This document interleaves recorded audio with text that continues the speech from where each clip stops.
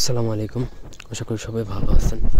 আজকে ভিডিওর টপিক হচ্ছে ব্যবসায় উন্নতির একটা টোটকা দেবো, একদম 1000% কার্যকরী। এটা শুধুমাত্র হিন্দু ধর্মাবলম্বী ভাই বোনেরা প্রয়োগ করতে পারবে।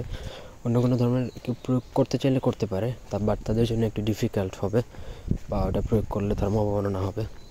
এরপরও এটা যার যার ব্যক্তিগত ব্যাপার। আমি জাস্ট দিচ্ছি একটা টোটকা, যেটা একবার বই থেকে দেওয়া। প্রথম থেকে ভিডিওটা না টেনে শেষ পর্যন্ত দেখবেন। আমার চ্যানেলটা সাবস্ক্রাইব করবেন, লাইক কমেন্ট শেয়ার করবেন। ব্যক্তিগত যে কোনো প্রয়োজন বা যে কোনো কাজের জন্য স্ক্রিনে দেওয়া নাম্বারে সরাসরি ফোনে বা হোয়াটসঅ্যাপে যোগাযোগ করে যে কোনো কাজ করাতে পারবেন, দেশে বা দেশের বাইরে থেকে।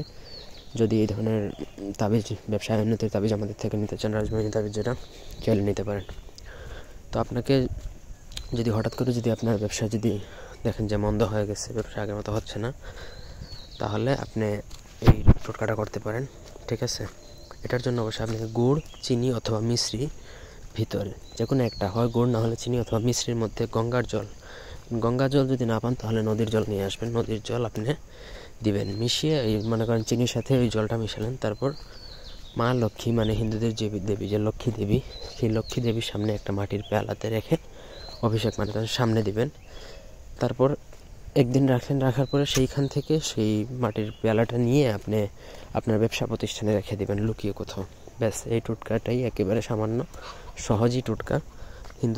হিন্দু ধর্ম সনাতনী যারা, তাদের জন্য এটা খুবই সহজ। এটা করলেই দেখবেন যে আপনার ব্যবসা এত পরিমাণে চাঙ্গা হবে যে আপনি মানে কল্পনা করতে পারবেন না। আমি অন্যান্য দিন অন্য ধর্মের জন্য দিব অবশ্যই। ধন্যবাদ।